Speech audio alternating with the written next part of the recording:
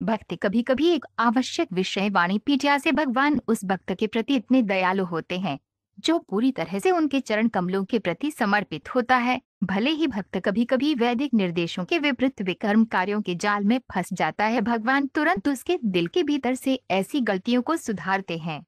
ऐसा इसलिए है क्योंकि भक्त भगवान को बहुत प्रिय है। किसी भक्त की उसके दिव्य कार्यों के कारण कभी कभी अत्यधिक प्रशंसा की जाती है और कभी कभी उसकी आलोचना की जाती है, भले ही प्रतिकूल आलोचना का कोई कारण न हो।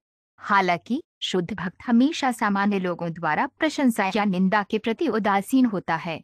दरअसल भक्त की गतिविधियां पारलौकिक स्तर पर होती हैं।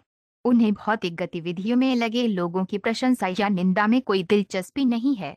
श्रील प्रभुपाद की पुस्तकें, व्याख्यान, वार्तालाप और पत्र इस आवश्यक विषय की व्यापक प्रस्तुति प्रदान करते हैं, जैसा कि वाणी कोट्स भक्त कभी कभी श्रेणी में देखा जाता है। उनकी पुस्तकों का एक परिचय निम्नलिखित 8 उद्धरणों में दिया गया है। श्रील प्रभुपाद की पुस्तकों से उद्धरण। इसलिए भक्त गलती पर नहीं हो सकता। यदि कभी कभी ये पाया जाता है कि वे दुर्घटनावश या किसी अस्थायी व्यवस्था के कारण गलती पर है, तो इसे बहुत गंभीरता से नहीं लिया जाना चाहिए। यहाँ जया और विजया के श्राप का पश्चाताप है। अब कुमार रजोगुण और तमोगुण में अपनी स्थिति के बारे में सोच रहे हैं और वे भगवान से किसी भी प्रकार की सजा स्वीकार करने के लिए तैयार हैं। श्रीमद्भागवत 3.1.6.25। भक्त हर परिस्थिति में खुश रहता है। कभी कभी उसे बहुत स्वादिष्ट भोजन मिलता है, कभी कभी नहीं, लेकिन वह संतुष्ट होता है। न ही उन्हें किसी आवासीय सुविधा की परवाह है। वह कभी कभी किसी पेड़ के नीचे रह सकता है और कभी कभी वह बहुत ही आलीशान इमारत में रह सकता है। वह किसी के प्रति आकर्षित नहीं है। उसे स्थिर इसलिए कहा जाता है क्योंकि वह अपने निश्चय और ज्ञान में स्थिर है।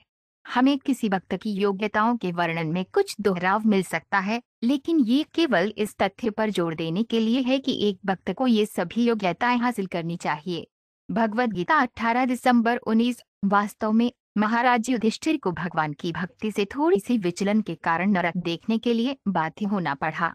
इसलिए दुःस्वप्न, बुरे सपने पापूर्ण गतिविधियों के कारण होते हैं। कभी कभी कोई भक्त किसी पापी व्यक्ति को अपने शिष्य के रूप में स्वीकार कर लेता है और शिष्य से प्राप्त पापूर्ण प्रतिक्रियाओं का प्रतिकार करने के लिए उसे एक बुरा सपना देखना पड़ता है। फिर भी आध्यात्मिक गुरुवार इतने दयालु हैं कि पापी शिष्य के कारण बुरे सपने आने के बावजूद उन्होंने कलयुग के पीड़ितों के उद्धार के लिए इस कष्टकारी व्यवसाय को स्वीकार कर लिया। श्रीमद्भागवत 8.4.15। एक शुद्ध भक्त निरंतर लगा रहता है। कभी कभी वह मंत्रोच्चार करता है, कभी कभी वह कृष्ण के बारे में किताबें सुनता या पढ़ता है, या कभी कभी वह प्रसाद पकाता है या कृष्ण के लिए कुछ खरीदने के लिए बाजार जाता है, या कभी कभी वह मंदिर या बर्तन धोता है। वह जो कुछ भी करता है वह एक पल भी नहीं गंवाता अपनी गतिविधियों को कृष्ण को समर्पित किए बिना गुजरे। ऐसी क्रियापूर्ण समाधि है। भगवद गीता 12.2। जब प्राकृतिक प्रेम उत्पन्न होता है तो सभी नियामक तरीके पार हो जाते हैं और भगवान और भक्त के बीच शुद्ध प्रेम प्रदर्शित होता है। यद्यपि प्रेम के ऐसे मंच पर भक्त कभी कभी भगवान पर हावी होता दिखता है या नियामक सिद्धांतों का उल्लंघन करता है, ऐसे व्यवहार भय और श्रद्धा के साथ नियामक सिद्धांतों के माध्यम से सामान्य व्यवहार से कहीं अधिक उन्नत होते हैं। चैतन्य चरितामृत आदि लीला 4.26। भक्त हमेशा भगवान के दिव्य गुणों के बारे में सुनने में रुचि रखते हैं और वे हमेशा इन गुणों की महिमा करने के लिए उत्सुक रहते हैं, लेकिन कभी कभी वे विनम्रता से असुविधा महसूस करते हैं। भगवान का व्यक्तित्व हर किसी के हृदय में स्थित होने के कारण भक्ति को विशेष रूप से उसका वर्णन करने के लिए बुद्धि देता है।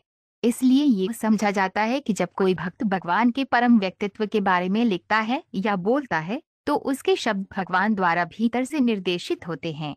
श्रीमद्भागवत 4.9.4। कभी कभी ये अभागे लोग भाग्यशाली पद प्राप्त करने के लिए स्वर्गीय ग्रहों में पदोन्नत होना चाहते हैं, जैसा कि इस श्लोक में वर्णित है, लेकिन भगवान के शुद्ध भक्तों को इस तरह के ऐश्वर्य में बिल्कुल भी दिलचस्पी नहीं होती है। दरअसल भक्त कभी कभी सोने के रंग की तुलना चमकीले सुनहरे मल से करते हैं। श्री चैतन्य महाप्रभु ने भक्तों को निर्देश दिया है कि वे सुनहरे आभूषणों और सुंदर रूप से सजी हुई महिलाओं से आकर्षित न हो। श्रीमद्भागवत 16:20-21। उत्तम का अर्थ है पारलौकिक, तमस का अर्थ है ये भौतिक संसार या अंधकार, और उत्तम का अर्थ है वह जो भौतिक गतिविधियों से परे है। भक्ति गतिविधियों को कभी भी भौतिक नहीं माना जाता है। हालांकि कभी कभी ऐसा प्रतीत होता है कि भक्त सामान्य मनुष्यों की तरह ही लगे हुए हैं। जो व्यक्ति भक्ति को देख सकता है और उससे परिचित है, वह जान लेगा कि ये भौतिक गतिविधियां नहीं हैं। वे सभी आध्यात्मिक और भक्तिपूर्ण हैं, प्रकृति के भौतिक गुणों से दूषित नहीं हैं। भगवद गीता 9.2।